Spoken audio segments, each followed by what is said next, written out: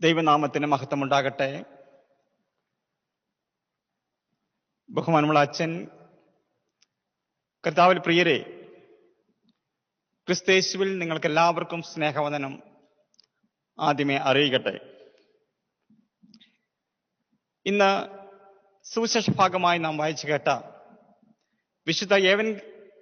വിശുദ്ധ ലൂക്കോസ് എഴുതിയ സുവിശേഷം 1-ാം അധ്യായം 5 മുതൽ 23 വരെയുള്ള വാക്യങ്ങളാണ്. Saint Luke chapter 1 verses 5 to 23. ഈ വേദഭാഗത്തു നിന്നാണ് നമ്മൾ ഇന്ന് ധ്യാനിക്കുവാൻ പോകുന്നത്. അതിനു മുമ്പായി ഒരു നിമിഷം ദൈവകരങ്ങൾ നമ്മെ തന്നെ താഴ്ത്തി ഏൽപ്പിച്ച് ധ്യാനത്തിനായി ഒരുങ്ങാം.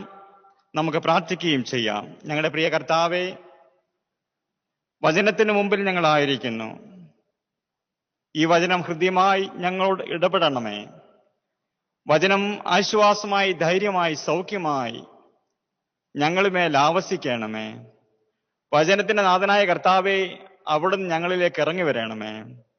ഈ വചനധ്യാനം കർത്താവെ ഏറ്റവും അനുഗ്രഹമാക്കണമേ. ദൂരത്തും ചാരത്തുമൊക്കെ ഇരുന്ന് ഈ ശുശ്രൂഷയിൽ പങ്കുചേരുന്ന, ഈ വചനത്തിന്റെ മുമ്പിലായിരിക്കുന്ന എല്ലാ മക്കളെയും ഇന്ന് ഈ വചനം കൊണ്ട് ബലപ്പെടുത്തണം, അനുഗ്രഹിക്കണം. ശുശ്രൂഷ വാഴ്ത്തിത്തരണം. യേശുവിൻ നാമത്തിൽ ഞങ്ങളുടെ ഈ പ്രാർത്ഥന കേൾക്കണമേ. ആമീൻ. ആഗമനകാലം ആരംഭിക്കുകയാണ്. Advent season. ആഗമനകാലം അറിയിപ്പുകളുടെ കാലമാണ്. അറിയിപ്പുകൾ എന്ന് വെച്ചാൽ നല്ല വിശേഷങ്ങളാണ്, അതായത് സുവിശേഷങ്ങളാണ്. ഇന്നത്തെ അറിയിപ്പ് സെക്രിയ പുരോഹിതനോടുള്ളതാണ്. സെക്രിയാവിനോടുള്ള അറിയിപ്പാണ് ഇന്നത്തെ വേദഭാഗം. Annunciation to സെക്രിയ.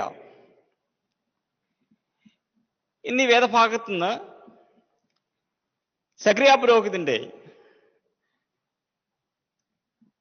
കുടുംബജീവിതം എപ്രകാരമായിരുന്നു, ആരാധന എപ്രകാരമായിരുന്നു, പ്രാർത്ഥന എപ്രകാരമായിരുന്നു, തലമുറ എപ്രകാരമായിരുന്നു, അതാകുന്നു നമ്മൾ ഇന്ന് ധ്യാന വിഷയമായി എടുക്കുന്നത്.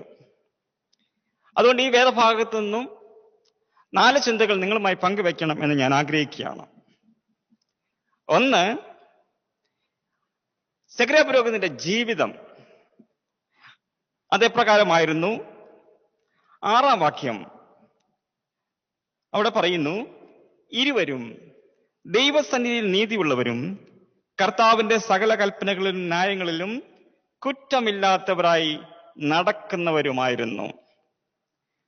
ജീവിതം നീതി ഉള്ളതും കുറ്റമില്ലാത്തതുമായിരുന്നു. Righteous and blameless life. ലൂക്കോസ് യേശുവിന്റെ ജനന വൃത്താന്തം ആരംഭിക്കുന്നത് സെക്രിയ എലിസബത്ത് ഈ ദമ്പതികളെ പരിചയപ്പെടുത്തിക്കൊണ്ടാണ്. ഇവരെ പറ്റി വേദപുസ്തകത്തിൽ ഇവിടെ ലൂക്കോസ് മാത്രമേ പരാമർശിച്ചിട്ടുള്ളൂ. ഈ വേദഭാഗത്ത് ഈ കുടുംബത്തെക്കുറിച്ച് എഴുതിയിരിക്കുന്ന സാക്ഷ്യമാണ് നാം വായിച്ചു കേട്ടത്. ഒന്ന്, അവർ ഇരുവരും ദൈവസന്നിധിയിൽ നീതിയുള്ളവരായിരുന്നു. 2, കർത്താവിന്റെ സകല കൽപ്പനകളിലും ന്യായങ്ങളിലും കുറ്റമില്ലാത്തവർ ആയിരുന്നു എന്നുള്ളതാണ്. ദൈവനീതി സ്വന്തം ജീവിതത്തിൽ പ്രാവർത്തികമാക്കുന്നവരാണ് നീതിയുള്ളവർ. ദൈവിക നിയമങ്ങളെ ശരിയായി പാലിക്കുന്നവരാണ് കുറ്റമില്ലാത്തവർ. അപ്പോൾ ഇങ്ങനെ ദൈവത്തിന്റെ മുൻപിൽ നീതിയുള്ളവരും കർത്താവിന്റെ സകല പ്രമാണങ്ങളും അനുസരിച്ച് നടക്കുന്ന ഒരു കുടുംബം, ഇങ്ങനെയുള്ള ജീവിതങ്ങളിലൂടെയാണ്, ഇങ്ങനെയുള്ള കുടുംബങ്ങളിലൂടെയാണ് തമ്പുരാൻ പ്രവർത്തിക്കുകയും തമ്പുരാന്റെ നിയോഗങ്ങൾ ഏൽപ്പിക്കുകയും ചെയ്യുന്നത്. നമ്മുടെ ജീവിതം എങ്ങനെയുണ്ട്? നമ്മുടെ ജീവിതം മറ്റുള്ളവർ പഠിക്കുമ്പോൾ, നോക്കുമ്പോൾ എന്താണ് നമ്മെക്കുറിച്ച് പറയുവാനുള്ളത്? ഇന്ന് ശ്ലീഹാഭാഗം നാം വായിക്കുമ്പോൾ വിശുദ്ധ അപ്പോസ്തലനായ പൗലോസ് കൊരിന്ത്യർക്ക് എഴുതിയ 2-ാം ലേഖനം 2-ാം അധ്യായം 15 മുതൽ 17 വരെയുള്ള വാക്യങ്ങളാണ്. അവിടെ പറഞ്ഞിരിക്കുന്നു, രക്ഷിക്കപ്പെടുന്നവരുടെ ഇടയിലും നശിക്കുന്നവരുടെ ഇടയിലും ഞങ്ങൾ ദൈവത്തിന് സൗരഭ്യവാസനയാകുന്നു. ഞങ്ങൾ ദൈവവചനത്തിൽ കൂട്ടിച്ചേർക്കുന്ന അനേകരെ പോലെയല്ല, നിർമ്മലതയോടും ദൈവത്തിന്റെ കൽപ്പനയാലും ദൈവസ്നേഹിയിൽ ക്രിസ്തുവിൽ സംസാരിക്കുന്നു എന്നാണ് പൗലോസ് അവിടെ പറഞ്ഞിരിക്കുന്നത്. ജീവിതം ക്രിസ്തുവിന്റെ സൗരഭ്യവാസനയുള്ളതായിരിക്കണം. നമ്മുടെയൊക്കെ ജീവിതം തുറന്ന പുസ്തകമായിരിക്കണം. നമ്മുടെ ജീവിതം ക്രിസ്തുവിന്റെ ഒരു പത്രമായിരിക്കണം, ആർക്കും വായിക്കാവുന്നത്. യേശുവിനെ കുറിച്ച് ബോബി ജോസ് കട്ടിക്കടച്ചൻ ഒരു ക്യാപ്ഷൻ കൊടുക്കുന്നുണ്ട്. അതിങ്ങനെയാണ് പറഞ്ഞിരിക്കുന്നത്: നേർവരകളുടെ തമ്പുരാൻ. അതെ, ക്രിസ്തു നേർവരകളുടെ തമ്പുരാനാണ്. യോഹന്നാൻ സ്നാപകൻ യേശുവിനെ കുറിച്ച് പറയുന്നുണ്ടല്ലോ, വളഞ്ഞ വഴികളെ നേരെയാക്കുക. അങ്ങനെയാണെങ്കിൽ എന്താണ് ആ ക്യാപ്ഷൻ? നേർവഴികളുടെ തമ്പുരാനാണ്. ക്രിസ്തു നേർവഴികളുടെ തമ്പുരാനാണ്. എന്നാൽ നമ്മളോ വളഞ്ഞ വഴികളുടെ ഉസ്താദാണ്. പ്രിയമുള്ളവരെ, ദൈവം വിശ്വസ്തരായ മാതാപിതാക്കളിലൂടെയാണ് ഇന്നും പ്രവർത്തിച്ചു കൊണ്ടിരിക്കുന്നത്. അവരിലാണ് ദൈവത്തിന്റെ നിയോഗം ഏൽപ്പിക്കുന്നത്. അതുകൊണ്ട് നമ്മുടെയൊക്കെ ജീവിതം സക്രിയാവിന്റെ ജീവിതം പോലെ സാക്ഷ്യമുള്ളതായി തീരട്ടെ, നീതിയുള്ള ജീവിതമാകട്ടെ, കുറ്റമില്ലാത്ത ഒരു ജീവിതമാകട്ടെ. സക്രിയ പുരോഹിതന്റെ ജീവിതം നീതിയുള്ളതും കുറ്റമില്ലാത്തതുമായിരുന്നു. 2, എപ്രകാരമായിരുന്നു ആരാധന? 10ഉം 11ഉം വാക്യങ്ങളിൽ നാം വായിക്കുന്നു: ധൂപം കാട്ടുന്ന നാഴികയിൽ ജനസമൂഹമൊക്കെയും പുറത്ത് പ്രാർത്ഥിച്ചു കൊണ്ടിരുന്നു. അപ്പോൾ കർത്താവിന്റെ ദൂതൻ ധൂപപീഠത്തിന്റെ വലത്തുഭാഗത്ത് നിൽക്കുന്നവനായിട്ട് അവന് പ്രത്യക്ഷനായി. ദർശനം കൊണ്ടും ദൈവിക വെളിപ്പാടുകൾ കൊണ്ടും നിറഞ്ഞ ആരാധനയായിരുന്നു. Worship full of vision and divine revelations. സക്രിയാവിന്റെ ആരാധന ദർശനം കൊണ്ടും ദൈവിക വെളിപ്പാടുകൾ കൊണ്ടും നിറഞ്ഞതായിരുന്നു. മിസ്രൈമിലെ അടിമത്തത്തിൽ നിന്ന് വിടുവിക്കപ്പെട്ട ഇസ്രായേൽ ജനം മരുഭൂമിയിൽ കൂടെ യാത്ര ചെയ്ത് അവർ 40 വർഷക്കാലത്തെ ദൈവം അവർക്ക് നിയമങ്ങളും ചട്ടങ്ങളും കൊടുത്തു.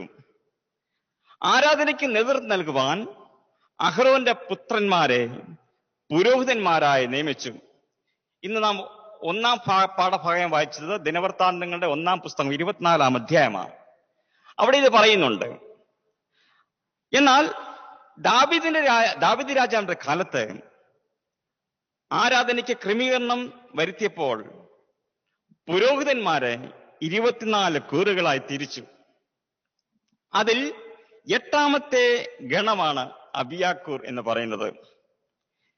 അന്ന് ഏകദേശം 20,000-ഓളം പുരോഹിതന്മാരുണ്ടായിരുന്നു. ഓരോ കൂറിലും ഏകദേശം 1000 പേർ വീതമുണ്ടായിരുന്നു. അതുകൊണ്ട് ധാരാളം പുരോഹിതന്മാർ ഉണ്ടായിരുന്നതുകൊണ്ട് പുരോഹിതന്റെ ശുശ്രൂഷ നറുക്കിട്ടായിരുന്നു ഏൽപ്പിച്ചിരുന്നത്. സക്രിയ പുരോഹിതന് നറുക്ക് വീണു. വാർദ്ധക്യകാലത്ത് തനിക്ക് ലഭിച്ചതായ ഈ ശുശ്രൂഷ ഏറ്റവും വലിയ അനുഗ്രഹമായി അദ്ദേഹം കണ്ടു. ജീവിതത്തിൽ നോക്കിക്കാത്തിരുന്ന ഒരു അനർക്ക നിമിഷം എന്ന് പറയാം. അങ്ങനെ അവസരം ലഭിച്ചപ്പോൾ സക്രിയാവ് വളരെ ഭക്തിയോടും ഒരുക്കത്തോടും വിശുദ്ധിയോടും കൂടെ ഈ പുരോഹിതൻ അതിവിശുദ്ധ സ്ഥലത്തേക്ക് പ്രവേശിച്ച് ശുശ്രൂഷ ആരംഭിച്ചു. ഇവിടെ ശുശ്രൂഷ ചെയ്തുകൊണ്ടിരിക്കുമ്പോൾ ആരാധന മധ്യേ നമ്മളവിടെ വായിച്ചല്ലോ, സക്രിയാവിന് ദൈവിക ദർശനം ഉണ്ടാകുന്നു.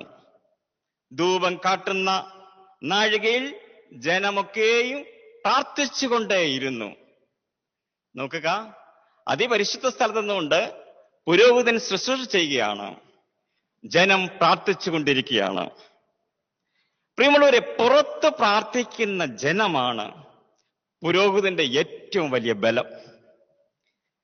ശുശ്രൂഷകന്മാർക്ക് വേണ്ടി പ്രാർത്ഥിക്കേണ്ടതാണ്, അല്ലെങ്കിൽ പ്രാർത്ഥിക്കാൻ വിളിക്കപ്പെട്ടവരാണ് ആരാധന സമൂഹം അല്ലെങ്കിൽ ദൈവജനത്തിന്റെ ചുമതല. ശുശ്രൂഷ ചെയ്തുകൊണ്ടിരിക്കുമ്പോൾ പുറത്ത് പ്രാർത്ഥിച്ചുകൊണ്ടിരിക്കുന്ന ആരാധനാ സമൂഹം, അപ്പോൾ ദൈവിക ദർശനമുണ്ടാകുകയാണ്, അവിടെ ദൈവിക വെളിപ്പാടുകൾ ഇറങ്ങുകയാണ്. വിശുദ്ധ കുർബാനയിൽ 4-ാമത്തെ റൂസ്മ പട്ടക്കാരൻ ചൊല്ലി ജനത്തെ സമാധാനത്തിന്റെ ആശംസയോടാണ് പറഞ്ഞയക്കുന്നത്. എന്താണ് പട്ടക്കാരൻ അവസാനമായി 4-ാമത്തെ റൂസ്മയിൽ പറയുന്നത്? ബലഹീനരും പാപികളുമായ അടിയാർ ഞങ്ങൾ നിങ്ങളുടെ പ്രാർത്ഥനയാൽ കരുണയും സഹായവും ലഭിക്കാനായി നിങ്ങൾ സന്തോഷിച്ച് ആനന്ദിച്ച് സമാധാനത്തലെ പോയി ഞങ്ങൾക്ക് വേണ്ടിയും പ്രാർത്ഥിപ്പീൻ. ഇതാണ് പറഞ്ഞു വിടുന്നത്. പുരോഹിതന് വേണ്ടി പ്രാർത്ഥിക്കുക ഒരു ജനം, അത് പുരോഹിതനെ സംബന്ധിച്ച് അത് ഏറ്റവും വലിയ മഹത്വമാണ്. കാരണം ശുശ്രൂഷയുടെ പിന്നിൽ പ്രാർത്ഥിക്കുന്ന ഒരു ആരാധന സമൂഹമുണ്ട്. അത് പുരോഹിതന്റെ ബലമാണ്. അത് മാത്രമല്ല, പുരോഹിതൻ ശുശ്രൂഷ ചെയ്യുമ്പോൾ പ്രാർത്ഥിക്കുന്ന ജനം പിറകിൽ. അപ്പോൾ പുരോഹിതനും ജനങ്ങളുമായിട്ടുള്ള നല്ല ഒരു ആത്മബന്ധം ഇവിടെ വ്യക്തമാണ്. അപ്പോൾ ഒരു പുരോഹിതന്റെ ശുശ്രൂഷയുടെ അനുഗ്രഹം ജനങ്ങളുടെ ആത്മാർത്ഥമായ സ്നേഹബന്ധവും ആത്മാർത്ഥതയുള്ള അവരുടെ പ്രാർത്ഥനയുമാണ്. സക്രിയ പുരോഹിതൻ ശുശ്രൂഷ ആരംഭിച്ചപ്പോൾ പ്രാർത്ഥനയിൽ മുഴുകുന്ന ഒരു വലിയ ജനം, ഭക്തി നിർഭരമായ അന്തരീക്ഷം, ആത്മാവിലും സത്യത്തിലുമുള്ള ആരാധന, ജനത്തിന്റെയും പുരോഹിതന്റെയും ഐക്യത. സങ്കീർത്തന പിതാവ് ഇങ്ങനെ പ്രാർത്ഥിക്കുന്നല്ലോ, എന്നോട് ചേർന്ന് യഹോവയെ മഹിമപ്പെടുത്തുവി, നാം ഒന്നിച്ച് അവന്റെ നാമത്തെ ഉയർത്തുക. പ്രിയമുള്ളവരെ, ഒരു മനസ്സോടുള്ള ഇത്തരം ആരാധനകളിൽ, ഇത്തരം ആരാധന ദർശനം കൊണ്ട് നിറയുന്നു. ആ ആരാധനയിൽ ദൈവിക വെളിപ്പാടുകൾ ഉണ്ടാകുന്നു. അതുകൊണ്ട് പ്രിയമുള്ളവരെ, നമ്മുടെ ആരാധന ഒരു മനസ്സോടെ ആകട്ടെ, നമ്മുടെ ആരാധന ഒരേ ആത്മാവിലാകട്ടെ, നമ്മുടെ ആരാധന ഐക്യതയിലാകട്ടെ. അവിടെ ആരാധനയിൽ ദർശനങ്ങൾ ഉണ്ടാകും. ആ ആരാധനയിൽ ദൈവത്തിന്റെ വെളിപ്പാടുകൾ നമുക്ക് കാണുവാനും കേൾക്കുവാനും സാധിക്കും. ഇന്ന് എങ്ങനെയുണ്ട് നമ്മുടെ ആരാധന? ചിലപ്പോഴൊക്കെ പറഞ്ഞു പോകും, ഈ അച്ഛൻ പോയിട്ട് ഞാൻ ഇനി പള്ളിയിൽ വരൂ, അല്ലെങ്കിൽ ഈ അച്ഛന്റെ കയ്യിൽ നിന്ന് ഞാൻ ഇനി കുർബാന കൊള്ളുകയില്ല. ചില ശഠ്യങ്ങൾ. അങ്ങനെയല്ല വേണ്ടത്. ദൈവസന്നിധിയിൽ ഒരുമനപ്പെട്ട് അനുതാപഹൃദയത്തോട് പ്രാർത്ഥനാപൂർവം ദൈവസന്നിധിയിൽ നിന്ന് ആരാധിക്കുമ്പോൾ ആ ആരാധനയിൽ വിടുതലുണ്ട്, ആ ആരാധനയിൽ മഹത്വമുണ്ട്, ആ ആരാധനയിൽ ദർശനമുണ്ട്, ആ ആരാധനയിൽ ദൈവിക വെളിപ്പാടുണ്ട്. അതുകൊണ്ട് ദൈവിക ആരാധനയിലൂടെയാണ് സെക്രിയാവ് ദൈവശബ്ദം കേട്ടത്. ഞാൻ ഇന്ന് പകൽക്കാലം അല്ലെങ്കിൽ ഈ പ്രഭാതത്തിൽ നിങ്ങളെ ഓർപ്പിക്കട്ടെ, ആത്മഭാരത്തോടു കൂടിയ ആരാധന ആരാധകനെ ദർശനം കൊണ്ട് നിറയ്ക്കും. ആത്മഭാരത്തോടു കൂടിയ ആരാധന ആരാധകരെ ദർശനം കൊണ്ട് നിറയ്ക്കും. ദൈവത്തിന്റെ ദർശനവും ശബ്ദവും കേൾക്കുന്നതിന് നമ്മുടെയൊക്കെ ആരാധന മുഖാന്തരമായി തീരട്ടെ. 3, പ്രാർത്ഥന എപ്രകാരമായിരുന്നു? 13-ാം വാക്യം. ദൂതൻ അവനോട് പറഞ്ഞത്, സെക്രിയാവേ, ഭയപ്പെടേണ്ട, നിന്റെ പ്രാർത്ഥനയ്ക്ക് ഉത്തരമായി നിന്റെ ഭാര്യ എലിസബത്ത് നിനക്കൊരു മകനെ പ്രസവിക്കും. സാധ്യതകളുടെ വാതിൽ തുറക്കുന്ന പ്രാർത്ഥനയായിരുന്നു. Prayer that opens the door to possibilities. സാധ്യതകളുടെ വാതിൽ തുറക്കുന്ന പ്രാർത്ഥനയായിരുന്നു സെക്രിയാവിന്റെ. പൗരോഹിത്യ പാരമ്പര്യത്തിൽ ജനിച്ച സെക്രിയാവും എലിസബത്തും യഹൂദന്മാരാൽ വളരെ ബഹുമാനിക്കപ്പെട്ടവരായിരുന്നു. വിശുദ്ധ സ്ഥലത്ത് പ്രവേശിക്കുവാനും അനുഗ്രഹിക്കുവാനും തിരുവെഴുത്തുകളെ വ്യാഖ്യാനിക്കുവാനും ഉത്തരവാദിത്തപ്പെട്ടവർ എന്ന നിലയിൽ അവർക്കൊരു പ്രത്യേക സ്ഥാനവും പദവിയും അക്കാലത്തുണ്ടായിരുന്നു. ഇങ്ങനെ വിശ്വസ്തയോടെ ജോലി ചെയ്തിരുന്ന ഒരു കുടുംബം, അനേകർക്ക് വേണ്ടി പ്രാർത്ഥിച്ച ഒരു കുടുംബം, അനേകർക്ക് അത്താണിയായി പ്രവർത്തിച്ച കുടുംബം. ഇങ്ങനെയുള്ള ഒരു കുടുംബത്തിൽ ഒരു കുറവുണ്ടായിരുന്നു: മക്കളില്ലായിരുന്നു. ഒരു തലമുറയെ കാണുവാൻ ഭാഗ്യം ലഭിക്കാത്ത ഒരവസ്ഥ.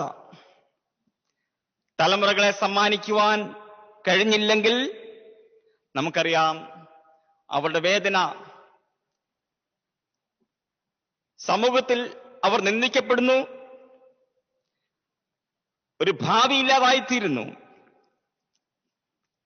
പദവികളുടെ മധ്യത്തിൽ പരിമിതികൾ കൊണ്ട് തളർന്ന ഈ ദമ്പതികൾക്ക് എന്ത് പ്രതീക്ഷയാ? അവിടെ പറഞ്ഞുകൊണ്ട് പ്രതീക്ഷിക്കാനൊന്നുമില്ല, കാരണം ഇരുവരും വയസ്സ് ചെന്നവരായിരുന്നു. പക്ഷെ അവിടെ പ്രാർത്ഥന മുടങ്ങുന്നില്ല. ദൈവസന്നിധിയിൽ പ്രാർത്ഥന നിരതരായിരുന്നു. അവരുടെ എല്ലാ പ്രതീക്ഷകളും അസ്തമിച്ചപ്പോൾ പ്രത്യാശയുടെ ദൂതമായിട്ട് ദൂതൻ അവർക്ക് മുമ്പിൽ പ്രത്യക്ഷപ്പെടുകയാണ്. പ്രത്യാശയുടെ ദൂത് അവിടെ അവർക്ക് നൽകുകയാണ്. എന്താ വിളിച്ചത്? സെഖര്യാവേ, പേര് വിളിച്ചാണ്. സെഖര്യാവേ, ഭയപ്പെടേണ്ട, നിന്റെ പ്രാർത്ഥനയ്ക്ക് മറുപടി ഇതാ. സെഖര്യ എന്ന പദത്തിന് ദൈവം ഓർമ്മിച്ചു എന്നാണ് അർത്ഥം. അപ്പോൾ ദൈവം സെഖര്യാവിനെ ഓർമ്മിച്ചതിന്റെ തെളിവാണ് അയാൾക്കുണ്ടായ ഈ ദർശനം. നിന്റെ പ്രാർത്ഥനയ്ക്ക് ഉത്തരമായി നിന്റെ ഭാര്യ എലിസബത്ത് ഒരു മകനെ പ്രസവിക്കും, അവന് യോഹന്നാൻ എന്ന് പേരിടണം. പ്രിയമുള്ളവരെ, ആത്മഭാരത്തോടുള്ള പ്രാർത്ഥന സാധ്യതകളുടെ വാതിൽ തുറക്കും. അസാധ്യ കാര്യങ്ങളെ സാധ്യമാക്കി തീർക്കും. നാം ഒരു വിഷയത്തിനായി അനേക നാൾ പ്രാർത്ഥിച്ചു, അനേകര് പ്രാർത്ഥിച്ചു, ചെയ്യാവുന്ന ചികിത്സയൊക്കെ ചെയ്തു, ഒരു ഫലവുമില്ല. ഡോക്ടർ കൈമലർത്തി നോ എന്ന് പറഞ്ഞു. പ്രായാധിക്യത്താൽ ശരീരം നിർജീവമെന്ന് ശരീരശാസ്ത്രവും വിധിച്ചു. എന്നാൽ ദൈവസന്നിധിയിൽ മനോവേദനയോടെ കണ്ണീരൊഴുക്കി പ്രാർത്ഥിച്ചിട്ടുള്ള വിഷയങ്ങൾ ദൈവം ഒരിക്കലും മറക്കില്ല. അവൻ തക്ക സമയത്ത് അതിന് മറുപടി തരും. പ്രാർത്ഥന മുടക്കരുത്. പ്രതീക്ഷയോടെ പ്രാർത്ഥനയിൽ ഉറ്റിരിക്കണം. പ്രാർത്ഥനയിൽ, ആരാധനയിൽ ഒരു വിടുതലുണ്ട്. ഒരുപക്ഷെ ശരീരം തളരുമ്പോൾ, ഹൃദയം തകരുമ്പോൾ, മനസ്സ് വേദനിക്കുമ്പോൾ, കണ്ണുകൾ നിറഞ്ഞൊഴുകുമ്പോൾ, നൊമ്പരമറിയുന്ന തമ്പുരാന്റെ മുമ്പിൽ നാം വന്ന് ഉള്ളം നൊന്ത് നാം പാടുന്നൊരു പാട്ടുണ്ടല്ലോ. എന്താണ് ആ പാട്ട്? മനോഭാരത്താലഞ്ഞ് മനോവേദനയാൽ നിറഞ്ഞ് മനമുരുകി ഞാൻ കരഞ്ഞിടുമ്പോൾ എന്റെ യേശു എത്ര നല്ലവൻ, ഒരു നാളും കൈവിടില്ല, ഒരു നാളും ഉപേക്ഷിക്കില്ല, ഒരു നാളും മറയ്ക്കുമില്ല. എന്റെ യേശു എത്ര വിശ്വസ്തൻ. മനോഭാരത്താൽ അലഞ്ഞ് മനോവേദനയാൽ നിറഞ്ഞ് മനമുരുകി ഞാൻ കരയുമ്പോൾ എന്റെ യേശു നല്ലവൻ. എന്റെ പ്രാർത്ഥന കേൾക്കുന്ന എന്റെ യേശു നല്ലവൻ, വിശ്വസ്തൻ. പ്രാർത്ഥിക്കുന്ന ഞാൻ ബലഹീനനാണെങ്കിലും എന്റെ പ്രാർത്ഥന കേൾക്കുന്ന ദൈവം ബലവാനാണ്, അവൻ ശക്തിമാനാണ്. അതുകൊണ്ട് പ്രാർത്ഥനയിൽ തളർന്നു പോകരുത്. ഹന്ന ദൈവസനയിൽ കരഞ്ഞ് പ്രാർത്ഥിച്ചപ്പോഴാണ് ശൗമേൽ ബാലിനെ നൽകുന്നത്. ഈ വർഷത്തെ മാരാമംഗലൂഷില് ഒരു പാട്ടുണ്ട്. രാത്രിയിലുള്ള നിന്റെ കരുതലിനും രാവിലെയുള്ള നിന്റെ വിശ്വസ്തതയ്ക്കും എന്ത് യോഗ്യത, എനിക്കെന്ത് യോഗ്യത. അബ്രഹാമിന്റെ ദൈവം വിശ്വസ്തനാണ്, മോശയുടെ ദൈവം സൗഖ്യമാക്കുന്നവനാണ്, ദാനിയേലിന്റെ ദൈവം വാക്കുമാറാത്തവനാണ്, ഹന്നായുടെ ദൈവം കണ്ണുനീർ മാറ്റും. പ്രിയമുള്ളവരെ, പ്രാർത്ഥന അടഞ്ഞ വാതിലുകളെ തുറക്കും, അസാധ്യങ്ങളെ സാധ്യമാക്കും. അതുകൊണ്ട് അസാധ്യകാര്യങ്ങളെ സാധ്യമാക്കുന്ന ദൈവകൃപയിൽ ശരണപ്പെടുക. നമ്മുടെ പ്രാർത്ഥനകളൊക്കെ സാധ്യതകളുടെ വാതിൽ തുറക്കട്ടെ. അപ്പോൾ ആരാധനയ്ക്ക് വരുമ്പോൾ ദർശനങ്ങളുണ്ട്, വെളിപ്പാടുകളുണ്ട്, പ്രാർത്ഥനയുണ്ട്, പ്രാർത്ഥനയ്ക്ക് മറുപടിയുമുണ്ട്. അതുകൊണ്ട് പ്രാർത്ഥനകൾ ഉയരട്ടെ ദൈവസന്നിധിയിൽ. അവസാനമായി 4 തലമുറ എപ്രകാരമായിരുന്നു? അതിന്റെ 15 ഉള്ള വാക്യങ്ങൾ അവിടെ പറയുന്നു. അവൻ കർത്താവിന്റെ സന്നിധിയിൽ വലിയവനാകും, വീഞ്ഞും മദ്യവും കുടിക്കയില്ല, അമ്മയുടെ ഗർഭത്തിൽ വെച്ച് തന്നെ പരിശുദ്ധാത്മാവ് കൊണ്ട് നിറയും. താപ്പോട്ട് വായിക്കുക. ദൈവ നിയോഗിതരായ തലമുറയുണ്ടാകും. God ordained generation. ദൈവനിയോഗിതരായ തലമുറ, അത് കാണാൻ ഭാഗ്യമാണ്. അപ്പോൾ നമ്മളെ ദൈവം ഉപയോഗിക്കുന്നു, നമ്മുടെ മക്കളെയും ദൈവം ഉപയോഗിക്കുന്നു. ഇതിലപ്പുറം വലിയ അനുഗ്രഹം എന്തുണ്ട്? ഇതിലപ്പുറം പറയാൻ എന്ത് വലിയ സാക്ഷ്യമുണ്ട്? ഈ കുഞ്ഞു യോഹന്നാനെ കുറിച്ച് ദൈവത്തിന്റെ ഒരു പ്രതീക്ഷയാണ്. അതാ 15-ാം വാക്യം മുതൽ താപ്പോട്ട് വായിക്കണം. ഈ പൈതൽ എന്താകണം, ഈ പൈതലിനെ എങ്ങനെ വളരണം, എങ്ങനെ വളർത്തണം, ഇതെല്ലാം മുൻകൂട്ടി ദൂതൻ പറയുകയാണ്. ആ താപ്പോട്ടുള്ള വാക്യങ്ങൾ നിങ്ങൾ വായിച്ചോണം. അപ്പോൾ അവിടെ ഈ കൊച്ചു യോഹന്നാൻ ഒരു നാസിർ വ്രതമാണ്, നാസിർ വ്രതക്കാരനാണ്. കാരണം ദൈവബന്ധത്തിലും പരസ്പര ബന്ധത്തിലേക്കും ഈ യോഹന്നാനെ രൂപപ്പെടുത്തിയെടുക്കുവാൻ അവന്റെ മാതാപിതാക്കൾക്ക് സാധിച്ചു. ആ വ്രതം തെറ്റിക്കാതെ ആ കുഞ്ഞിനെ വളർത്തിക്കൊണ്ടുവന്നു. നമുക്കറിയാം, പഴയ നിയമത്തിൽ നാസിർ വ്രതം തെറ്റിച്ച ഒരാളെ പഠിക്കുന്നുണ്ട്, ശിംശോൻ. ആ ജീവിതം നമുക്കറിയാം. ഇവിടെ കുഞ്ഞിനെ ദൈവം അവരുടെ കരങ്ങളിൽ ഏൽപ്പിച്ചപ്പോൾ ദൈവം മുൻകൂട്ടി പറഞ്ഞു, ഇതെന്റെ പ്രതീക്ഷയാണ്, വളർത്തേണ്ടത് എങ്ങനെയാണെന്ന് പറയുകയാണ്.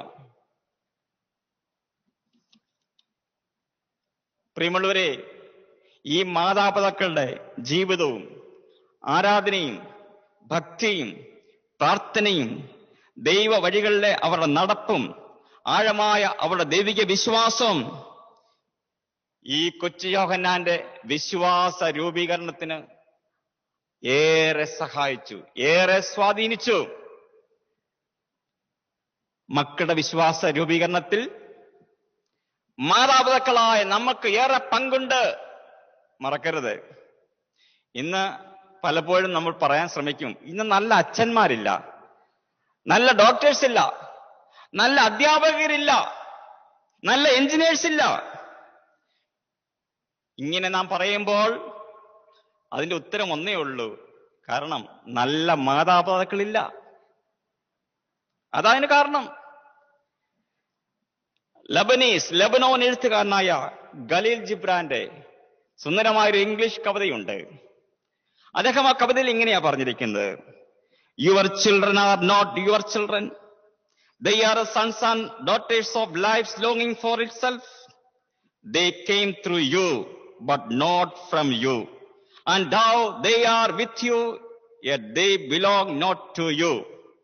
നിങ്ങളുടെ കുട്ടികൾ നിങ്ങളുടെ കുട്ടികളല്ല, അവർ ജീവിതത്തിന്റെ ആഗ്രഹത്തിന്റെ പുത്രന്മാരും പുത്രിമാരും തന്നെ. അവർ നിങ്ങളിലൂടെയാണ് വന്നത്, എന്നാൽ നിങ്ങളിൽ നിന്നല്ല. അവർ നിങ്ങളോടൊപ്പം ഉണ്ടെങ്കിലും അവർ നിങ്ങളുടേതല്ല. പ്രിയമുള്ളവരെ, മക്കൾ ദൈവം തന്ന ദാനമാണ്, ദൈവത്തിന്റെ പ്രതീക്ഷയാണ്, ദൈവത്തിന്റെ കയ്യൊപ്പുള്ളവരാണ്, ദൈവത്തിന്റെ മുദ്രയുള്ളവരാണ്. അതുകൊണ്ട് ദൈവം തമ്പുരാൻ മക്കളെ കരങ്ങളിൽ നൽകുമ്പോൾ അവരെ ദൈവകൃപയിൽ ദൈവഹിതത്തിന് വളർത്തിയെടുക്കണം. നമ്മുടെ ജീവിതവും ആരാധനയും സാക്ഷ്യവും പ്രാർത്ഥനയും ഒരുപാട് അവരെ സ്വാധീനിക്കണം. നമ്മുടെ വിവാഹ ശുശ്രൂഷയിൽ അവസാനം മണവാളിനും മണവാട്ടിക്കും പട്ടക്കാരൻ കൊടുക്കുന്ന ഒരു പ്രബോധനമുണ്ട്. എന്താണ് പ്രബോധനം? അവിടെ പറയുന്നു, ഇന്നു മുതൽ ദൈവം നിങ്ങളെ ഭാര്യ ഭർത്താക്കന്മാരായി സംയോജിപ്പിച്ചിരിക്കുന്നു. എന്നിട്ട് പറയുകയാണ്, ദൈവം നിങ്ങൾക്ക് മക്കളെ നൽകുമ്പോൾ അവരെ ദൈവഭക്തിയിലും നീതിബോധത്തിലും സഭാസ്നേഹത്തിലും വളർത്തണം. ഇത് പിന്നെ അങ്ങ് മറന്നുപോയെന്നാ തോന്നുന്നത്. ദൈവഭക്തിയിൽ വളർത്തണം, നീതിബോധത്തിൽ വളർത്തണം, സഭാസ്നേഹത്തിൽ വളർത്തണം. ഇത് മാതാപിതാക്കളുടെ ഉത്തരവാദിത്തമാണ്. ദൈവം നമ്മുടെ കരങ്ങൾ നൽകിയിരിക്കുന്ന നമ്മുടെ കുഞ്ഞുങ്ങളെ കുറിച്ച് ഈ ഉത്തരവാദിത്തം മറന്നുകൂടാ. കുഞ്ഞുണ്ണി മാഷിന്റെ ഒരു കവിതയുണ്ട്, അതിലിങ്ങനെയാ പറഞ്ഞിരിക്കുന്നത്: അപ്പം കൊടുക്കേണ്ടവൻ അപ്പൻ, അപ്പം കൊടുക്കേണ്ടവൻ അപ്പൻ, അപ്പം കൊടുക്കാതിരുന്നാൽ അവൻ അല്പൻ. ഉമ്മ കൊടുക്കേണ്ടവൾ അമ്മ, ഉമ്മ കൊടുക്കേണ്ടവൾ അമ്മ, ഉമ്മ കൊടുക്കാതിരുന്നാൽ അവൾ വെറും ബൊമ്മ. മാതാപിതാക്കളെ, നിങ്ങളുടെ മക്കളെ 6 കാര്യങ്ങൾ പഠിപ്പിക്കണം. 1, പഠിക്കാൻ പഠിപ്പിക്കണം. 2, അധ്വാനിക്കാൻ പഠിപ്പിക്കണം. 3, കൊടുക്കാൻ പഠിപ്പിക്കണം. 4, സ്നേഹിക്കാൻ പഠിപ്പിക്കണം. 5, പ്രാർത്ഥിക്കാൻ പഠിപ്പിക്കണം. 6, ദൈവിക ബോധത്തിൽ ജീവിക്കാൻ പഠിപ്പിക്കണം. അങ്ങനെ മക്കളെ പഠിപ്പിച്ച് വളർത്തുമ്പോൾ എന്താണ് അവരെ കുറിച്ചാ പറയുന്നത്? അവർ കർത്താവിന്റെ സന്നിധിയിൽ വലിയവരാകും, വീഞ്ഞും മദ്യവും കുടിക്കയില്ല, അനേകർ സന്തോഷങ്ങൾക്ക് മുഖാന്തരമായി തീരും, അവർ അനേകരെ കർത്താവിലേക്ക് തിരിക്കും.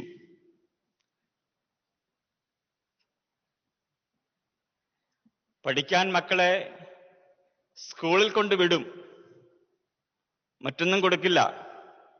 അവർ പഠിച്ചു വലുതാകുമ്പോൾ പിതാവിനെ അയച്ചതുപോലെ ഞാനും നിങ്ങളെ അയക്കുന്നു എന്ന് പറഞ്ഞ് വൃദ്ധസദനത്തിൽ കൊണ്ടുവിടും.